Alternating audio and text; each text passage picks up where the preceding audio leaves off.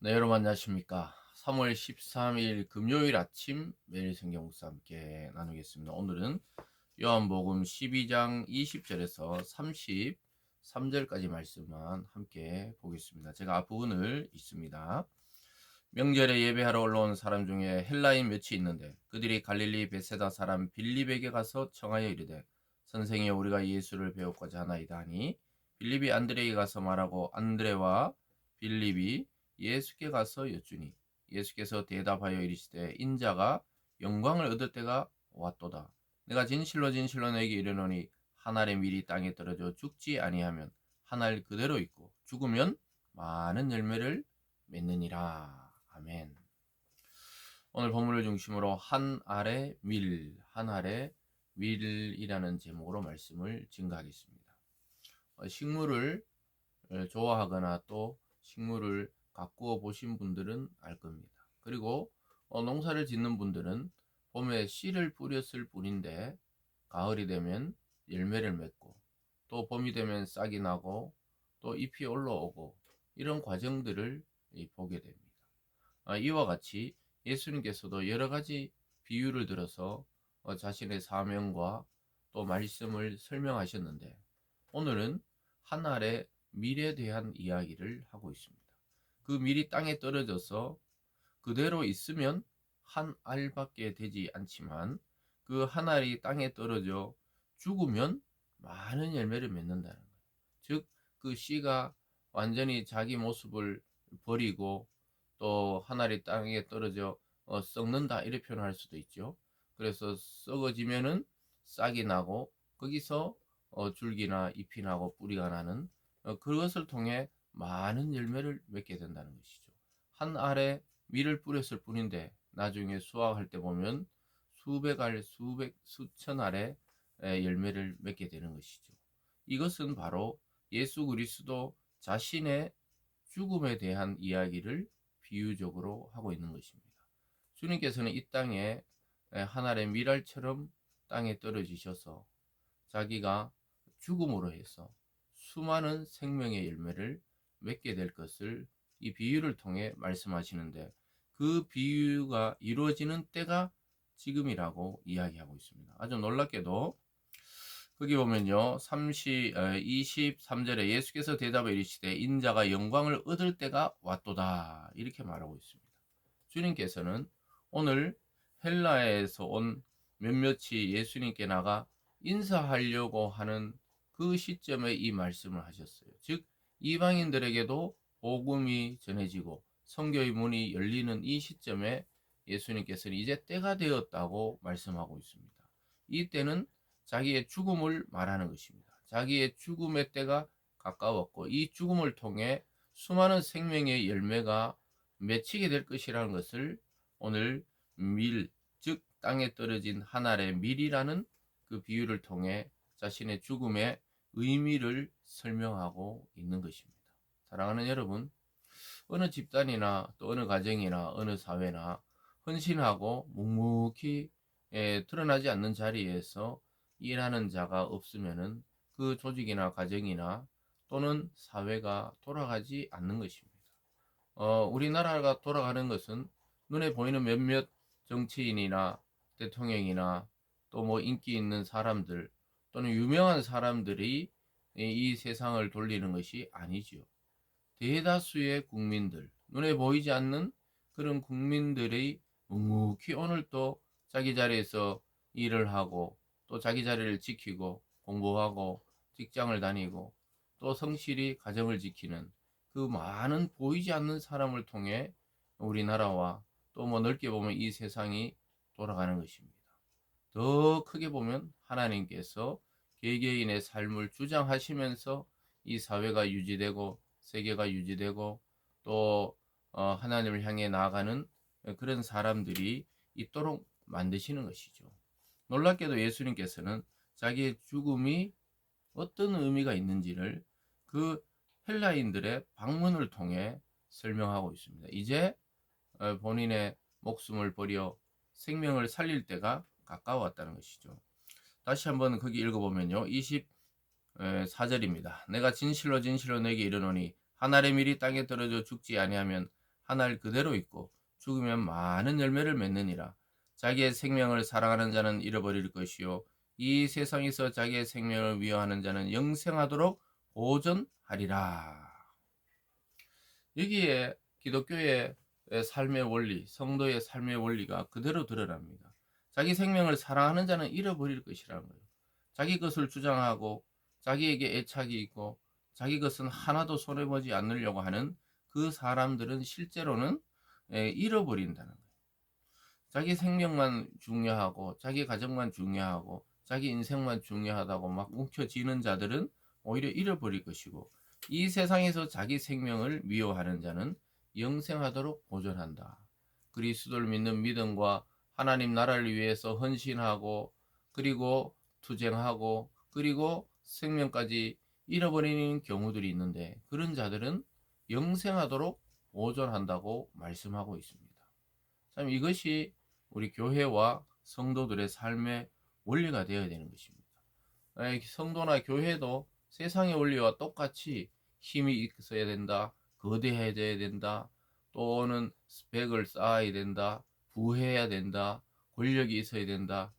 이것은 교회와 성도의 맛을 잃어버리는 지름길입니다. 주님께서는 분명히 말씀하고 있습니다. 이 세상에서는 자기 생명, 자기 삶, 자기 것을 미워하고 부정하는 자가 오히려 영생에서 보존된다. 이 의미를 잘 생각하셔야 돼요. 때로는 우리가 교회 다니고 신앙생활을 해도 세상의 원리가 우리 속에 들어와서 완전히 반대로 주님의 가르침과는 반대로 살아가는 성도와 교회들이 생겨나고 있습니다. 여러분 그것은 굉장히 위험한 일입니다. 우리가 말씀을 귀로만 듣는 것이죠. 마음에 새기고 영혼에 새기고 회개하고 내 인생의 목적이 무엇인지 완전히 바뀌지 않았다면 이게 설익은 밭과 같이 먹을 수 없는 밭과 같이 하나님이 보기에 하나님이 들어 사용할 수 있는 그런 성도나 교회가 아닌 것이 되어버리는 것이죠. 그래서 주님께서는 자기 생명을 미워하면 영생하도록 보존한다 이렇게 말하면서 계속해서 26절에 사람이 나를 섬기려면 나를 따르라. 나 있는 곳에 나를 섬기는 자도 거기 있으리니 사람이 나를 섬기면 내 아버지께서 그를 귀히 여기시리라. 우리가 걸어가야 하는 길도 같다는 것이죠. 자기 중심성을 내려놓고 사랑과 섬김과 희생을 감수할 때 영생을 얻는 것처럼 우리도 주님처럼 십자가까지 주님을 따르는 자만이 예수의 영광에 참여할 수가 있게 됩니다. 복음을 위해 신앙을 위해 우리 개인의 십자가를 지고 주님을 따를 때 주님과 같은 영생에 이르게 된다는 말씀이죠. 그래서 우리가 어떻게 살아가야 되는지 다시 한번 이 말씀 앞에 서야 하는 것입니다. 우리는 살려고 하는 것이 아니라 하나님의 미리 죽으면 많은 열매를 맺듯이 내가 침묵하고 조용히 있고 또 헌신하고 희생함으로 가정이 살고 직장이 살고 우리 사회와 나라가 움직이고 살아가고 있다는 사실을 잊어버리면 안 되는 것이죠. 그러면서 예수님의 기도와 하나님의 응답이 그 다음에 나옵니다. 자기 때가 가까워왔는데 마음에 괴로운 거예요. 주님의 기도는 이렇게 기도합니다. 지금 내 마음이 괴로우니 무슨 말을 하리요? 아버지여 나를 구원하여 이때를 면하게 하여 주옵소서.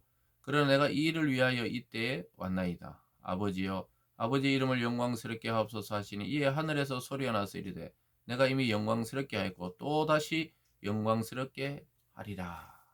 주님도 괴로운 거예요.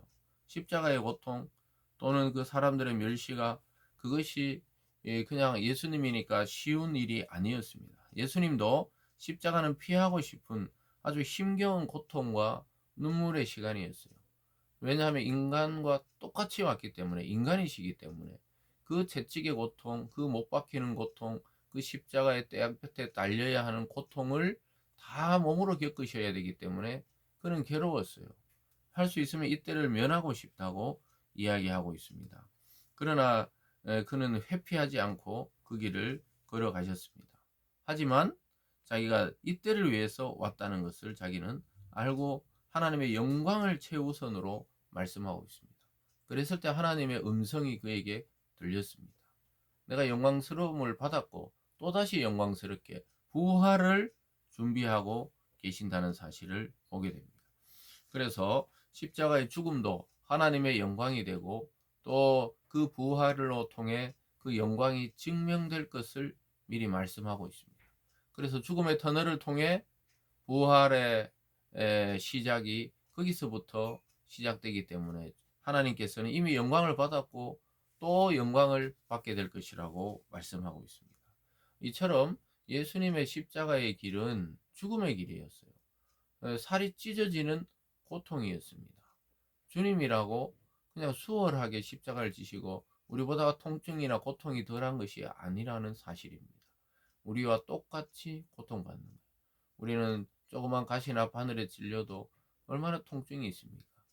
그런데 주님은 그 손과 발에 대못을 받고 머리에 가시 면류관을 쓰고 또 창으로 허리가 찔리시면서 죽음을 확인받는 그 모든 과정들을 직접 몸으로 겪으셨던 것이죠.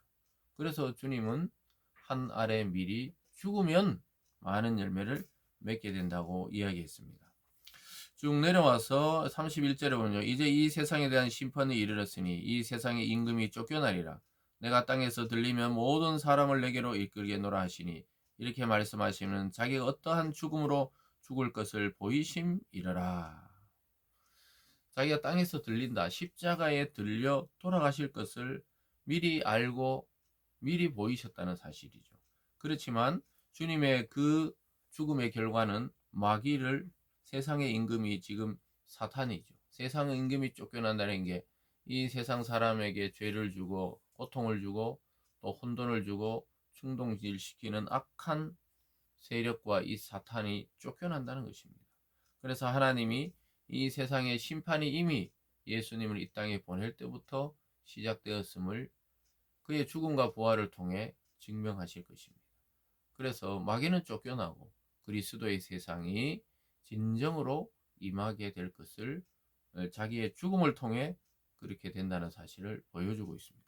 사랑하는 여러분, 오늘 하늘의 밀, 이 정신을 잘 기억하시기 바랍니다. 그대로 있으면 하늘이에요. 죽으면 수많은 열매를 맺게 됩니다. 저와 여러분의 인생이 그냥 한 알로 남지 말고 그리스도 안에서 죽음으로 수많은 열매를 맺는 아름다운 성도의 삶이 되기를 주님의 이름으로 축복합니다. 기도하겠습니다. 사랑의 하나님 아버지, 예수님께서 자기의 죽음을 한 알의 밀이 땅에 떨어져 죽는 것에 비유하시면서 그렇게 함으로써 수많은 사람이 구원을 받게 되고 그렇게 함으로써 하나님이 영광을 얻게 되셨다고 말씀하고 있습니다. 하나님 아버지, 우리는 늘 살려고 몸부림치는데 주님께서는 그것이 사는 길이 아니라 오히려 죽으면 산다고 이야기하고 우리만 사는 것이 아니라 주위의 많은 사람을 함께 살리는 인생이 된다고 말씀하고 있습니다. 하나님 아버지, 우리가 우리의 자리에서 정말로 이러한 마음으로 살아가게 하여 주셔서 수많은 생명의 열매를 얻는 놀라운 주님의 길을 걷는 저희들 다 되게 하여 주시옵소서. 감사드리며 예수님 이름으로 기도드리옵나이다. 아멘.